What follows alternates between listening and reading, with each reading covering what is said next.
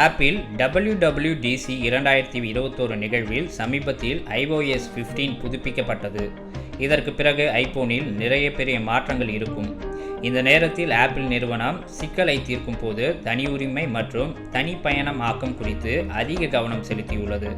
முந்தைய இயக்க முறையான iOS 14 போன்ற பெரிய மாற்றம் இல்லை என்றாலும் பயனாளர்களுக்கு இதில் நிறைய புதிய வசதிகள் உள்ளது. இதேபோல் இது ஆண்ட்ராய்டு 12 குறித்து கூறப்படுகிறது. கூகுளின் ஆண்ட்ராய்டு மேம்படுத்துதலில் கடந்த ஆண்டு iOS 14 போன்ற மிகப்பெரிய மாற்றங்களை கண்டது. ஆண்ட்ராய்டு இயக்கத்தளத்தில் கூகுள் கொண்டு வரும் மாற்றத்தில் பிக்சல் தெளிவாக காணலாம். கூகுள் தனது தனியுரிமை கொள்கையிலும் அதிகரித்துள்ளது மற்றும் இயக்க முறையிலான நிறைவை சேர்த்துள்ளது. ஒட்டுமொத்தமாக ஆண்ட்ராய்டு 12 நிறைய புதியதாக உள்ளது. எந்த இயக்கம் முறையாக உங்களுக்கு கூடுதல் அம்சங்களை விளக்குகிறது இந்த காணொளி. iOS 15 என்ன சிறப்பு என்று பார்த்தால், இந்த ஆண்டு iOS 15 உடன் ஆப்பிள் ஐபோனில் பெரிதாக மாறவில்லை. இந்த ஆண்டு ஆப்பிள் வாழ்க்கையை எளிதாக்குவதற்காக சிறிய விஷயங்களில் அதிக கவனம் செலுத்தியுள்ளது. இந்த நேரத்தில் புதிய ஸ்டீல் வால்பேப்பர் மற்றும் வடிவமைப்பை செய்யப்பட்ட அறிவிப்புகளை தவிர இடமுகம் பொதுவாக ஒரே மாதிரியாக இருக்கும். இந்த ஆண்டு ஆப்பிள் அறிவிப்புகளில் பணியாற்றியுள்ளது. இப்போது பயனர்கள் நோட்டிஃபிகேஷன்களை TNT டிரைவிங்கில் ஒர்க், ஹோம் போன்ற வெவ்வேறு சுய விவரங்களை பிரிக்கலாம். இதில் நீங்கள் ஒருவரை தேர்ந்தெடுப்பதால் அந்த பயனாளர்களிலிருந்து மட்டும் iOS நோட்டிஃபிகேஷன்களை அனுப்ப முடியும். தேவைப்படாதவை அவற்றின் நோட்டிஃபிகேஷன்களில் தெரியாது மற்றும் அனைத்து நோட்டிஃபிகேஷன்களை ஒரே நேரத்தில் காணலாம். இந்த முறை நோட்டிஃபிகேஷன்களில் அதிக கவனம் செலுத்தப்படுகிறது. இந்த முறை அது ஆண்ட்ராய்டு போன்றதும். இதில் உங்கள் போனில் அதிக கட்டுப்பாட்டை கொண்டிருப்பீர்கள்.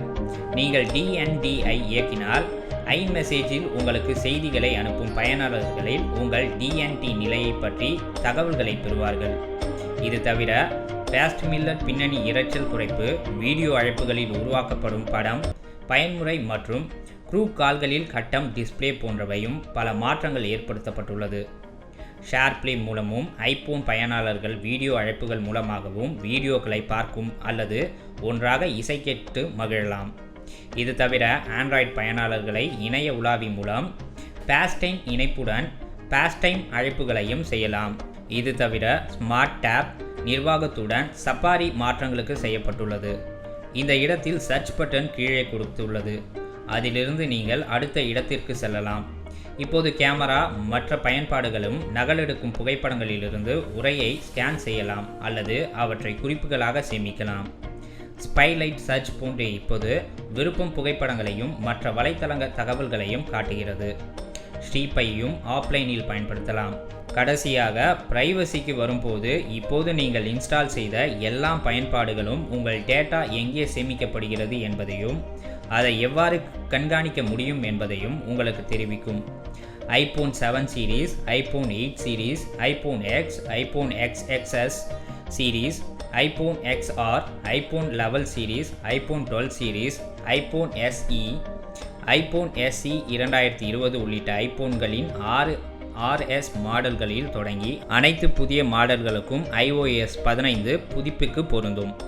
மேலும் பல ஐபேட் டச் 7வது ஜெனரேஷனிலும் இது சேர்க்கப்பட்டுள்ளது. ஆண்ட்ராய்டு 12 என்ன சிறப்பு இருக்கிறது என்று பார்த்தால், இந்த முறை ஆண்ட்ராய்டானது 12 தனியுரிமை அதிக கவனம் செலுத்தப்பட்டுள்ளது. ஆண்ட்ராய்டு இந்த முறை வடிவமைப்பு தீம் மீது அதிக கவனம் செலுத்தியுள்ளது. இந்த ஆண்டு ஆண்ட்ராய்டு 12 வேறு எந்த தனிப்பைய தோலிலிருந்தும் வித்தியாசமாக இருக்காது. இது ஏராளமான விஜயன்களையும் சிறந்த அறிவிப்பு நிகழ்வுகளையும் கொண்டுள்ளது. இப்போது லாக் ஸ்கிரீனில் AOT மற்றும் ஹோம் ஸ்கிரீனின் ஆகியவற்றில் போன் வால்பேப்பரின் வண்ணங்கள் புதிய வண்ணங்களின் தளத்தில் உருவாக்கும். இந்த நேரத்தில் பல கருப்பொருட்கள் இருண்ட மற்றும் வெளிச்சத்திற்கு பதிலாக வண்ணம் அடிப்படையிலானதாக இருக்கும். அதே நேரத்தில் மெட்டீரியலில் வடிவமைப்பும் தீம் பிக்சலுடன் மட்டும்தான் பயன்படும். அந்த நேரத்தில் அறிவிப்பு நிகழ்வுகளில் இருந்து கூகுள் பே மற்றும் ஹோம் கண்ட்ரோலை எளிதாக அணுகலாம். இந்த முறையானது கூகுள் உதவியாளரை 2 அல்லது முறை ஆற்றலில் பட்டனை அழுத்துவதன் மூலமாக அணுகலாம். ஆண்ட்ராய்டு 12க்கு நன்றி. ஆண்ட்ராய்டு 12 இந்த முறை பிரைவசிக்கு வேறு நிலைக்கு செல்லும். iOS 15 ஐபோன் போல புதிய பிரைவசி டிரான்ஸ்போர்ட் பயன்படுத்த வழங்கப்பட்டுள்ளது. இது எந்த பயன்பாட்டையும் சென்சார்கள் மூலமாக தனிப்பட்ட டேட்டாவை பயன்படுத்துகிறது என்பதை சரிபார்க்கிறது.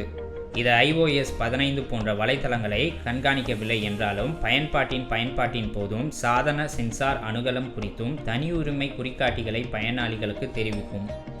எல்லா வண்ணங்களிலும் பயன்படுத்துபவர்களுக்கு எளிதாக்குவதற்காக கூகுள் கேமரா வழிமுறையை மேம்படுத்துகிறது. ஆண்ட்ராய்டு 12 புதுப்பிக்கும் pixel 3 series, pixel 3a series, pixel 4a series மற்றும் பிக்சல் 5a சீரீஸ் வேலை செய்யும். இது தவிர ஆண்ட்ராய்டு 12ஐ ஆதரிக்க எந்த சாதனங்களையும் அவர்கள் கொண்டு வருகிறார்கள் என்பதை ஆண்ட்ராய்டு கூட்டாளிகளிடம் உள்ளது. OnePlus, Xiaomi, Asus, Oppo மற்றும் Realme ஆகியவை பீட்டாவில் பங்கேற்கும் சில பெரிய வீரர்களின் பெயர்களையும் குறிப்பிட்டுள்ளது.